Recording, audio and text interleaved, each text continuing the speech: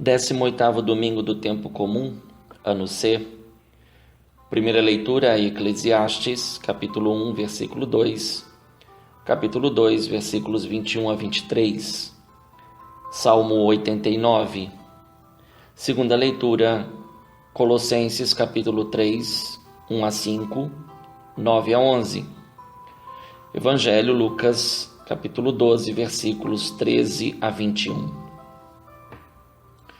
Uma situação concreta apresentada por um homem que saiu do meio da multidão deu a Jesus a ocasião de responder que não é juiz, versículo 14, de fazer um ensinamento sobre a ganância e o acúmulo de bens, versículo 15, de com criatividade exemplificar seu ensinamento com uma parábola, versículos 16 a 20, e de concluir com uma sentença que diferencia sobre ajuntar tesouros para si mesmo e ser rico diante de Deus, versículo 21. Pela forma direta como a questão foi apresentada a Jesus, parece que o homem e seu irmão poderiam ser considerados discípulos, apesar do homem que colocou a questão vir do meio da multidão. É possível pensar também que o homem que fez o pedido fosse o irmão mais novo e que, pela morte do pai, os bens tenham passado, como era de costume, para o primogênito, isto é, o mais velho. Na resposta de Jesus não se encontra indiferença pelo caso, mas afirmação pela prioridade da sua missão. Jesus não foi encarregado para resolver casos temporais, mas a sua missão consistiu em libertar o ser humano da desobediência a Deus, que é a causa de todas as injustiças cometidas pelo ser humano em matéria temporal. Contudo, Jesus não ficou, a meu ver, indiferente com a questão, pois seu ensinamento sobre a ganância e sobre a vida apoiada nos bens temporais serviu para os dois irmãos em litígio por causa da herança, mas também serviu para todos os que ouviram o pedido e a sua resposta. O alerta de Jesus começa contra todo tipo de ganância, pois esta é a atitude de quem só visa lucro para si mesmo e acelera a cobiça e o desejo de ter mais que os outros. E isso, geralmente, tirando proveito dos outros, em particular dos menos favorecidos. No nosso país, basta pensar nos coiotes que escravizam seus próprios compatriotas haitianos, bolivianos, chineses, venezuelanos, obrigando-os a trabalhos forçados e a viver em condições insalubres. É o irmão que continua a escravizar o irmão. Nos últimos anos, não são poucas as denúncias sobre esse tipo de maus tratos. Até mesmo entre os menos favorecidos isso acontece. Basta pensar no domínio por um semáforo para a venda de água, ou uma rua que é disputada por guardadores flanelinhas. A máxima dada por Jesus reorienta as decisões. A vida de um ser humano não consiste na abundância de bens, se estes não são colocados ao serviço dos mais necessitados. No fundo, se percebe a denúncia das injustiças sociais. Diante do que o ser humano é capaz de fazer, Jesus conta uma parábola para lembrar do que Deus pode fazer e nas mãos de quem está a vida do ser humano. A parábola evidencia o que Jesus entende por ganância e por quem apoia a sua vida nas suas riquezas. A atitude do homem rico que só busca enriquecer é insensatez. Pela lógica do pedido que abriu o ensinamento, a atitude deveria ser: reparte a abundante colheita com os menos favorecidos e com os próprios irmãos. Sequer são citados pelo rico insensato, pois este só pensou em aumentar seus depósitos e gozar a vida, que no fundo não depende dos muitos bens e dos lucros que possui. Porque, na verdade, o ganancioso só sabe investir na própria ganância e acaba por esquecer de si mesmo e do que conta na vida. A parábola contém uma pergunta que se endereça a todos, mas em particular para o ganancioso, e volta à questão da herança. E para quem ficará o que tu acumulaste? Podemos continuar a reflexão com a primeira leitura, que se encaixa perfeitamente na dinâmica tanto da questão como da parábola. O que Jesus chamou de insensatez, Kohelet chamou de vazio. É o que está por detrás do termo Havel, geralmente traduzido por vaidade. A solução para o dilema de Kohelet se encontra na última frase de Jesus, tomada como nova proposta de vida: ser rico diante de Deus e não diante de si mesmo. E como é possível ser rico diante de Deus? Reconhecendo e aderindo à solidariedade e à fraternidade como ações capazes de vencer a ganância e o egoísmo, que fecham o ser humano para as necessidades do próximo, em particular dos mais pobres. A vida solidária e fraterna, com base na caridade, é um caminho de ressurreição com Cristo, que se fez nosso irmão, que de rico que era se fez pobre, assumiu nossa condição humana para nos ensinar o caminho do bem, da justiça e da verdade, que liberta de toda ganância e egoísmo. As consequências do caminho indicado por Jesus Cristo no Evangelho são vislumbradas na segunda leitura pela forma como a vida é redimensionada no discípulo, que descobre o valor da sua vida não nos bens que possui, mas no que de bom é capaz de fazer com eles a favor do seu próximo, tornando-se assim semelhante ao seu Mestre Jesus. O apóstolo Paulo, por aquilo que disse, por aquilo que fez, torna-se exemplo de seguimento e de discipulado. Ele descobriu como ser herdeiro dos ensinamentos de Jesus, como multiplicar essa riqueza e como espalhá-la de forma solidária e fraterna pelo mundo através da missão e do testemunho. Somos agraciados, pois essa bela riqueza, alcançada diante de Deus, nos atinge no hoje da nossa existência e nos questiona a forma e o modo de como temos sido discípulos. Ainda na dinâmica do Evangelho, deveríamos refletir sobre a riqueza intelectual, que muitos lamentavelmente cultivam apenas em função de si mesmos e do reconhecimento que buscam como uma forma de autoglorificação.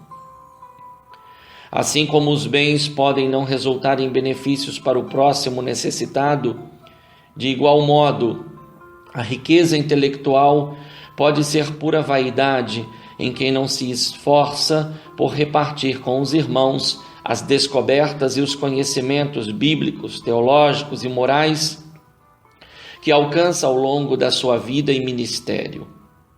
A mesma reflexão serve igualmente para todas as áreas do saber.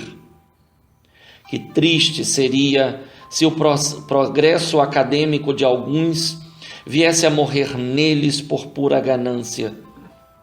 Esse domingo nos chama a refletir sobre os bens, sejam materiais, sejam espirituais, a fim de verificar o quanto estão a serviço do bem comum em âmbito familiar, social e eclesial. Sabemos que a vida é dom de Deus, mas é frágil, e isso não é um mal, é nossa condição humana. Ao assumir esta condição, começamos a nos fortalecer e assim podemos seguir na direção da verdadeira felicidade que nos realiza em plenitude.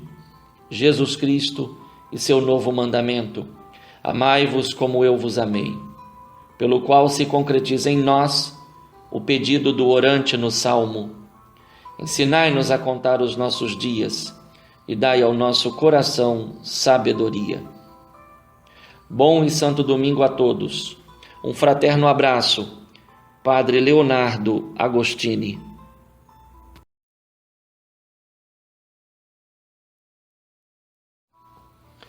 18º domingo do tempo comum, ano C. Primeira leitura, Eclesiastes, capítulo 1, versículo 2, capítulo 2, versículos 21 a 23, Salmo 89. Segunda leitura, Colossenses, capítulo 3, 1 a 5, 9 a 11. Evangelho, Lucas, capítulo 12, versículos 13 a 21.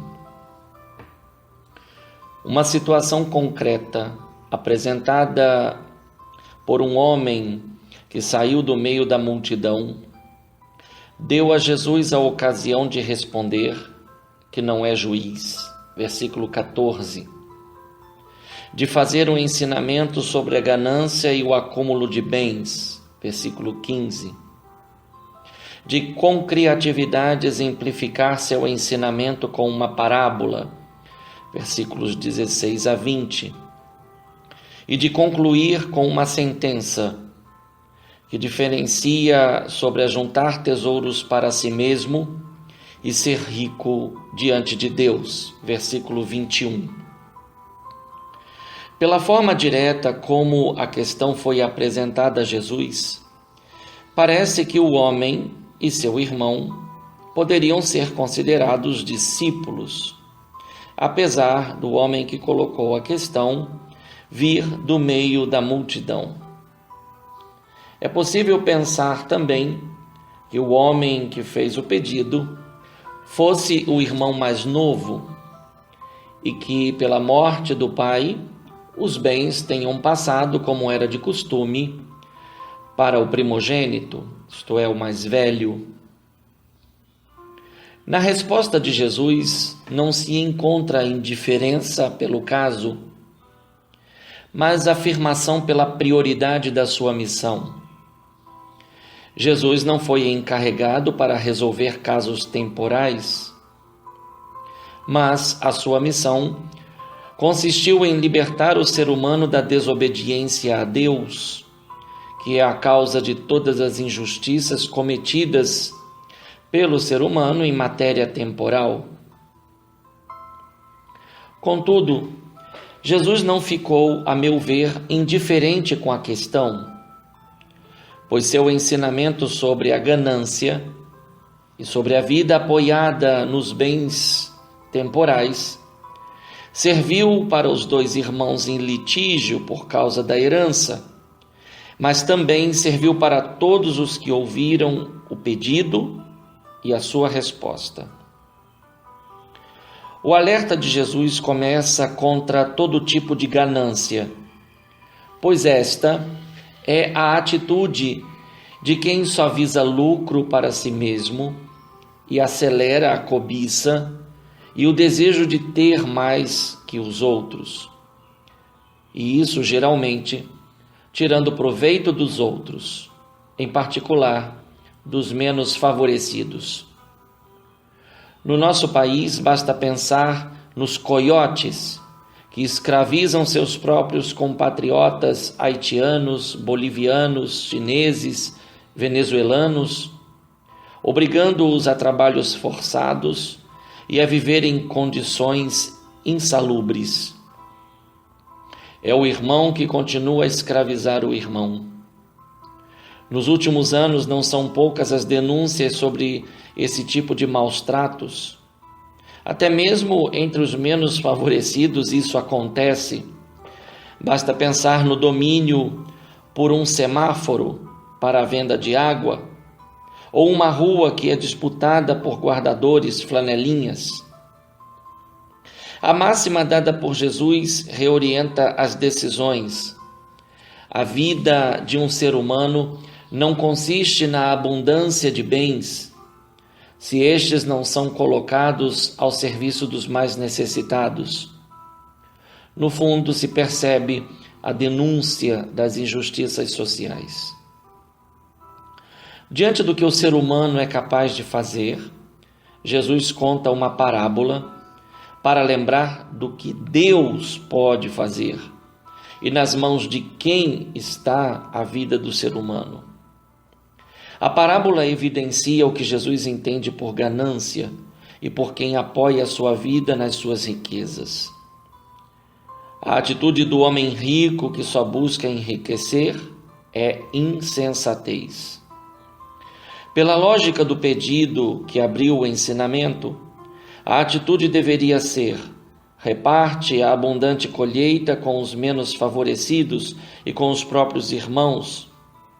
Sequer são citados pelo rico insensato, pois este só pensou em aumentar seus depósitos e gozar a vida, que no fundo não depende dos muitos bens e dos lucros que possui.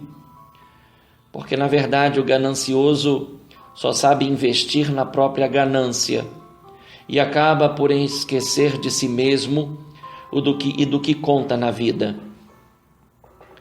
A parábola contém uma pergunta que se endereça a todos, mas em particular para o ganancioso, e volta à questão da herança. E para quem ficará o que tu acumulaste? Podemos continuar a reflexão com a primeira leitura, que se encaixa perfeitamente na dinâmica tanto da questão como da parábola. O que Jesus chamou de insensatez, Kohelet chamou de vazio. É o que está por detrás do termo Havel, geralmente traduzido por vaidade. A solução para o dilema de Kohelet se encontra na última frase de Jesus, tomada como nova proposta de vida: ser rico diante de Deus e não diante de si mesmo. E como é possível ser rico diante de Deus? Reconhecendo e aderindo à solidariedade e à fraternidade como ações capazes de vencer a ganância e o egoísmo, que fecham o ser humano para as necessidades do próximo, em particular dos mais pobres. A vida solidária e fraterna, com base na caridade, é um caminho de ressurreição com Cristo, que se fez nosso irmão, que de rico que era se fez pobre, assumiu nossa condição humana para nos ensinar o caminho do bem, da justiça e da verdade, que liberta de toda ganância e egoísmo.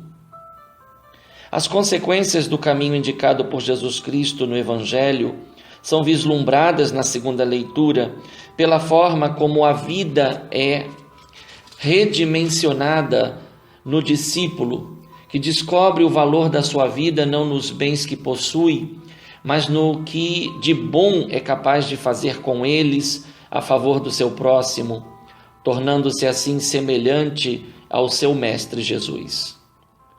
O apóstolo Paulo, por aquilo que disse, por aquilo que fez, torna-se exemplo de seguimento e de discipulado. Ele descobriu como ser herdeiro dos ensinamentos de Jesus, como multiplicar essa riqueza e como espalhá-la de forma solidária e fraterna pelo mundo através da missão e do testemunho. Somos agraciados, pois essa bela riqueza, alcançada diante de Deus, nos atinge no hoje da nossa existência e nos questiona a forma e o modo de como temos sido discípulos. Ainda na dinâmica do Evangelho, deveríamos refletir sobre a riqueza intelectual que muitos lamentavelmente cultivam apenas em função de si mesmos e do reconhecimento que buscam como uma forma de autoglorificação.